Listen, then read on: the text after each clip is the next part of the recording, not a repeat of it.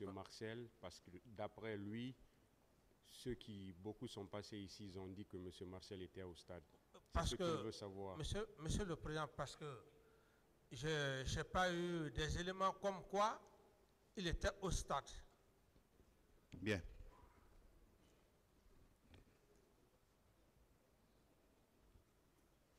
Avez-vous connu M. Jean-Marie Doré? Parfaitement, oui. C'était un homme d'État, n'est-ce pas?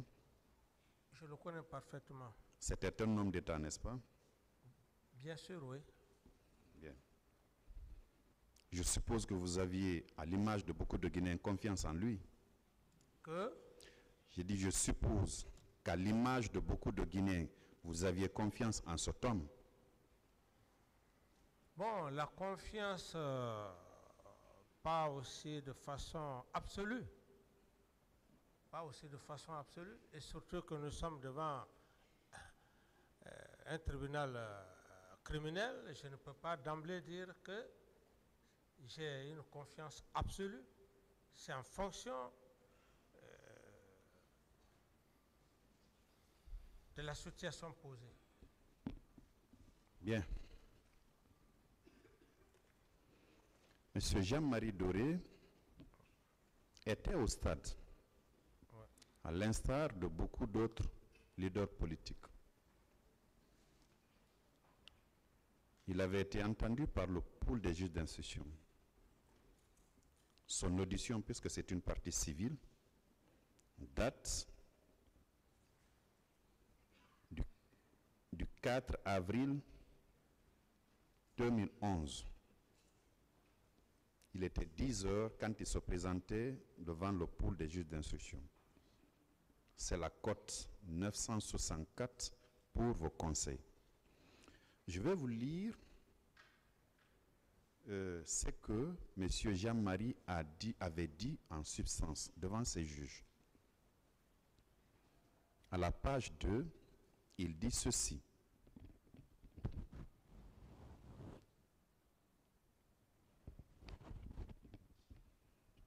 Dans la matinée du 28 septembre, tous les leaders des forces politiques, membres des forces vives, se sont retrouvés à mon domicile pour prendre le départ pour le stade. Mais avant leur arrivée, les chefs religieux avaient demandé à me rencontrer, notamment Monseigneur Gomez de l'église anglicane et l'imam ratib de la mosquée Faisal El Hadj Ibrahim Abba, pour qu'on trouve un moyen pour éviter l'affrontement, puisque eux aussi avaient appris que le président allait envoyer la troupe pour empêcher le rassemblement. Quelle est votre compréhension par rapport à cet extrait que je viens de vous lire? Étiez-vous disposé à envoyer la troupe bien avant, comme il l'a indiqué, parce que les leaders politiques, les leaders religieux, je m'excuse, étaient venus le rencontrer pour qu'ils puissent parler aux autres leaders afin de vous dire aussi de ne pas envoyer la troupe. Ça sous-entend que vous étiez bien disposé à envoyer la troupe. Ou bien? Monsieur le procureur, je n'avais pas cette intention d'envoyer une troupe. Du moment que le chef d'état-major général des armées avait déjà pris la décision, et sachant que la police et la gendarmerie ont cette mission régalienne, je n'avais aucune intention d'envoyer une quelconque troupe.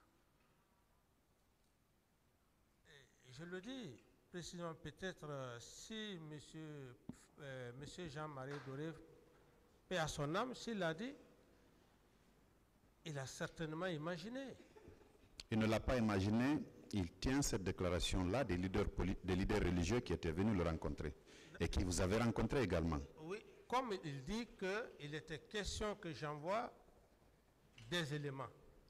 N'est-ce pas, monsieur le procureur? Qu'il était question que j'envoie des militaires. C'est la question. La troupe, il dit. La troupe. Bien sûr. Alors, je dis bien que si il a dit, paix à son âme, ça n'engage que sa pensée à l'époque. Parce qu'en matière de procédure pénale, criminelle, ce sont des faits. S'il le dit, s'il a dit, c'est en fonction de ses analyses que je ne peux pas m'y opposer. Mais dans la pratique, tel n'a pas été le cas. Je n'ai jamais envoyé des éléments au stade du 28 septembre, aucunement pas. Bien. Aviez-vous eu un entretien avec les leaders religieux, Monseigneur Gomez de l'église anglicane et l'imam de la grande mosquée Faisal, Elhadji Ibrahim Abba?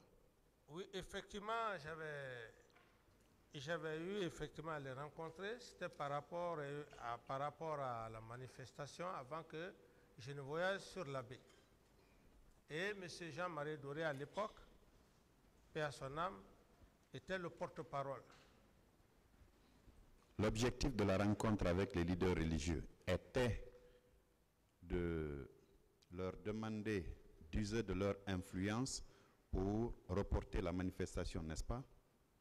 Oui, l'objectif était pour le report de la manifestation, la date, en fonction de la date historique qui était déjà là. C'était l'objectif, ce n'était pas pour l'annulation de la manifestation, mais c'était par rapport à un report. Bien. Puisqu'ils ils ne sont pas parvenus et ils vous ont rencontré, ils ont rencontré le représentant des forces vives de la nation, celui qui parlait à leur nom à l'époque, M. Jean-Marie Doré. Ils n'ont pas trouvé quasiment un écho favorable par rapport au report. Alors, le meeting a eu lieu, il y a une descente des forces de l'ordre qui étaient sous votre autorité et sous votre contrôle, et le carnage a eu lieu. Est-ce que vous ne pensez pas, en votre qualité de président à l'époque, président de la transition, président du CNDD, chef de l'État, commandant en chef des forces armées, est-ce que vous ne pensez pas que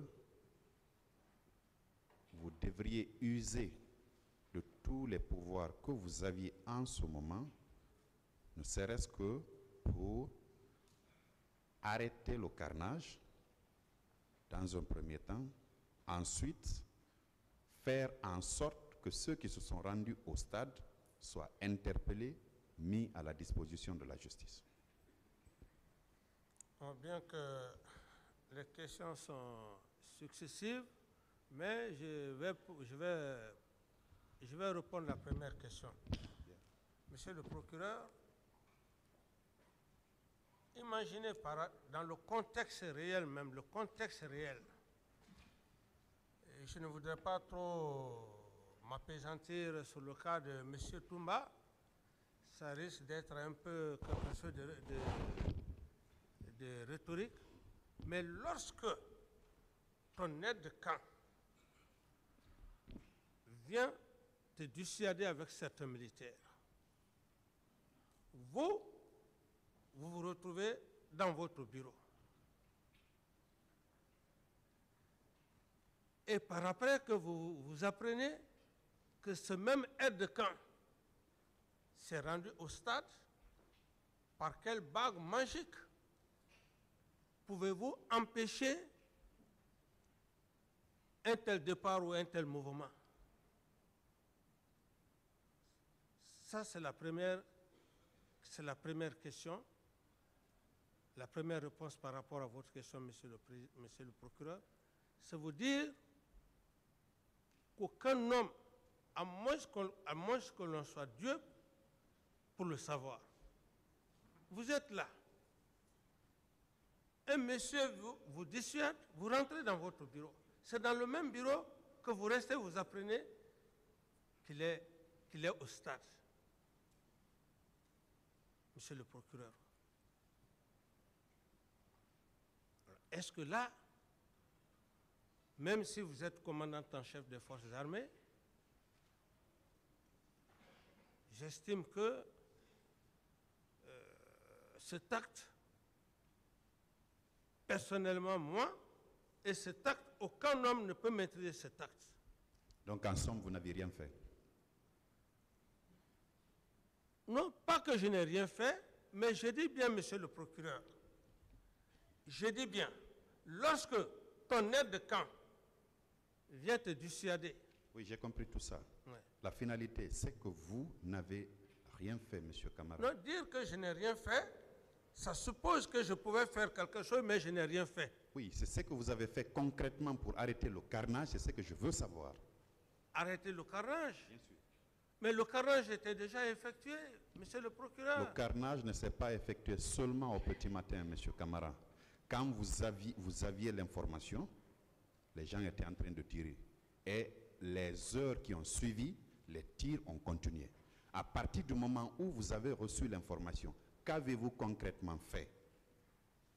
La question est bienvenue, monsieur le procureur, la question est claire. C'est-à-dire que, au moment où j'ai reçu les informations, comme quoi il y a eu carnage, les faits étaient déjà têtus. Les faits étaient déjà accomplis. Un fait déjà qui est accompli. Qu'est-ce qu'on peut faire pour empêcher des gens qui sont partis au stade sans votre autorisation et vous apprenez qu'il y a eu des cas de mort? Les faits étaient déjà accomplis, monsieur le procureur. Je continue, le tribunal appréciera, monsieur Camara. La seconde question est celle de savoir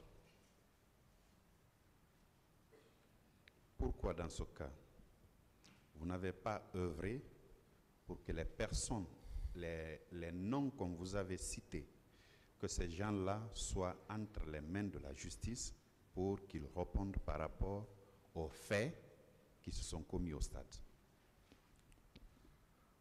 D'abord, quand les faits se sont produits, la première réaction que j'ai eu à faire dans mon bureau, j'ai vivement réagi en disant que c'est une trahison et que mon aide de camp ne pouvait pas me dissuader que par après qu'il se retrouve au stade.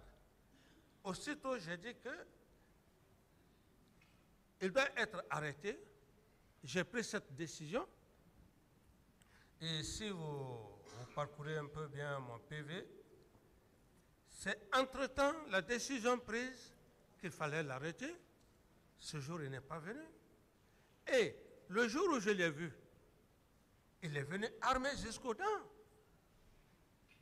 Donc, les gens que j'ai envoyés l'arrêter, ils m'ont dit, en voulant l'arrêter, puisqu'il a des armes, puissamment armé, il aurait eu des dégâts collatéraux. Alors, ceci étant, j'ai saisi automatiquement les Nations Unies, c'est-à-dire la communauté internationale, une commission d'enquête internationale. Et à l'interne, une commission nationale. Afin que cette communauté internationale puisse venir au pays et faire le travail de la justice. Et j'estime que c'est ce qui a été fait. Alors, je ne pouvais pas en même temps procéder à une arrestation du moment que j'ai fait appel à la communauté internationale. Ce serait me rendre justice moi-même. Ou moi-même, je fus questionné par cette communauté internationale. Donc, la commission nationale de mon pays et la CPI ont fait leur travail. Je pense que c'était la meilleure façon vraiment de procéder à une enquête et afin qu'il y ait une solution et qu'il y ait des coupables. Bien. Je suis satisfait par rapport à ça.